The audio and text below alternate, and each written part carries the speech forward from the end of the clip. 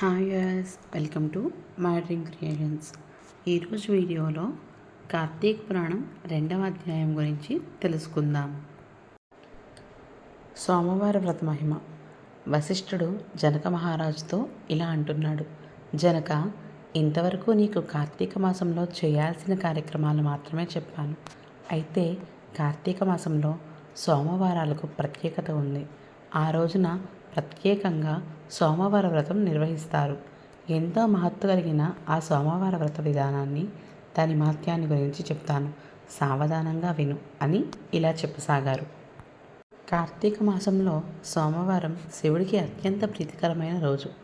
ఆ రోజున స్త్రీ కానీ పురుషుడు కానీ ఏ జాతి వారైనా రోజంతా ఉపవాసం ఉండాలి.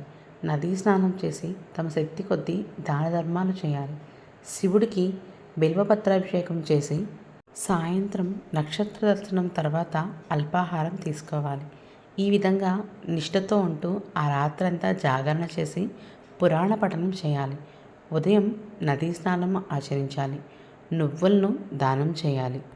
తమ శక్తి కొద్దీ పేదలకు అన్నదానం చేయాలి. అలా చేయలేని వారు కనీసం 3 బ్రాహ్మణులకు తృప్తిగా భోజనం పెట్టి తర్వాత తాము భుజించాలి. ఈ కార్తీక సోమవార వ్రతం కేవలం భక్తి సంకల్పంపైనే ఆధారపడి ఉంటాయి. పెద్దగా పూజాధికాలు నిర్వహించలేని వారు సైతం కనీసం ఉపవాసం ఉంటే కార్తీక సోమవార వ్రతం ఫలితాన్ని పొందగలుగుతారు. ఇందుకు సంబంధించి ఒక ఇతిహాసం ఉంది. దాన్ని మీకు తెలియజేస్తాను, సావధానంగా విను అని ఇలా చెప్పసాగారు మునివర్యులు. పూర్వకాలంన కాశ్మీర్లో ఒక బ్రాహ్మణుడు ఉండేవాడు. అతడు పురోహిత వృత్తిని చేపట్టి తన కుటుంబాన్ని పోషించేవాడు. అతనికి లేక లేక ఒక కూతురు పుట్టింది. ఆమెకు స్వాతంత్ర నిష్ఠురి అని పేరు పెట్టారు. తండ్రి ఆమెకు సౌరాష్ట్రకు చెందిన మిత్రశర్మ అనే సద్బ్రాహ్మణుడికిచ్చి పెళ్లి చేశాడు. అయితే ఆ బ్రాహ్మణ యువకుడు 4 వేదాలు శాస్త్రాలు అభ్యసించడం వల్ల సదాచారపరుడై ఉండేవాడు. భూతదయ కలిగి ఉండేవాడు. నిత్య సత్యవాది. నిరంతరం భగవన్నామ స్మరణ చేసేవాడు. ఈ కారణాలతో ప్రజలంతా అతన్ని అపరబ్రహ్మ అని పిలిచేవారు. ఇంతటి ఉత్తమ పురుషుడికి భార్య అయిన స్వాతంత్ర అందుకు భిన్నంగా ఉండేది. యవ్వన గర్వంతో కన్నో మిన్నో కానక పెద్దలను దూషించేది. అత్తమామలను, భర్తను తిట్టడం, కొట్టడం, రక్కడం చేసేది. పురుష సాంగత్యంతో వ్యభిచారిణి అయి తన ప్రియులు తెచ్చిన తిరుబండారాలు, బట్టలు, పువ్వులు ధరించి దుష్టురాలై తిరగసాగింది. ఆమె తన వంశాన్ని అప్రతిష్టపాలు చేస్తోందని అత్తమామలు ఆమెను ఇంటి నుంచి వెళ్ళగొట్టారు. అయితే శాంతస్వరూపుడైన ఆమె భర్త మాత్రం ఆమెను యావగించుకోకుండా ఆమెతో కలిసి ఉండేవాడు. చుట్టుపక్కల వారంతా ఆమెను గయ్యాళి అని యావగించుకుంటూ కర్కశ అని పేరు పెట్టి ఎగతాళి చేసేవారు. ఇలా కొంతకాలం తర్వాత ఆమె ఒకనాటి రాత్రి తన భర్త గాఢ నిద్రలో ఉండగా ఒక బండరాయితో అతని తలపై కొట్టి చంపింది. ఆ మృతదేహాన్ని అతి రహస్యంగా దొడ్డిదారిన ఊరి చివరకు తీసుకెళ్ళింది. అక్కడున్న బావిలో మృతదేహాన్ని పడేసి పైన చెత్తా చెదారంతో నింపింది. తనకు ఏమీ తెలియదన్నట్లుగా ఇంటికి తిరిగి వచ్చింది. తనకిక ఎదురే లేదని, అడ్డు అరుపు ఉండదని అహంకారం పెరిగి ఇష్టారాజ్యంగా తిరగసాగింది. తన సౌందర్యాన్ని చూపి ఎందరినో క్రీగంటనే వశపరుచుకుంది. వారి వ్రతాలను పాడు చేసి నానాజాతి పురుషులతో సంభోగిస్తూ వర్ణసంకురాలైంది.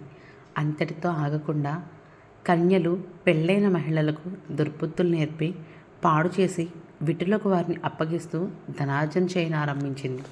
ఆ తర్వాత ఆమె యవ్వనం క్రమంగా నశించడం ఆరంభమైంది. వయసు పైపడసాగింది. చేసిన పాపాలకు గుర్తుగా శరీరంపై పుళ్ళు ఏర్పడ్డాయి.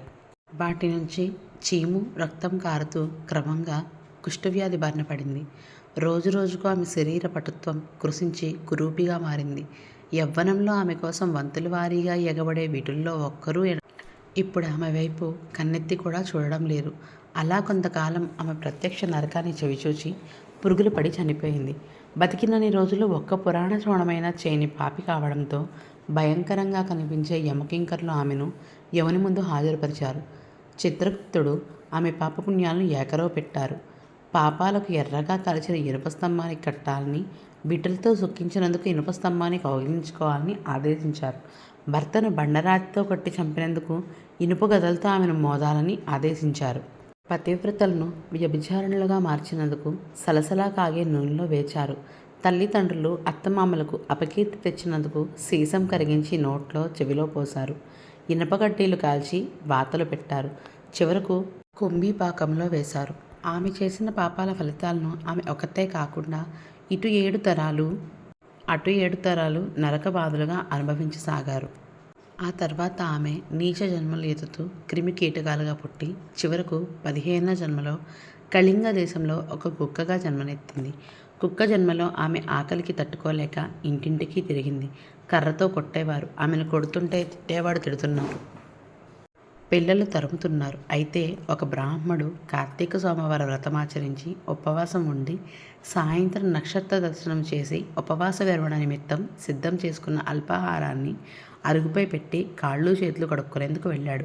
అయితే ఆ కుక్క గబగబా వెళ్ళి ఆ ఆహారాన్ని భుజించింది.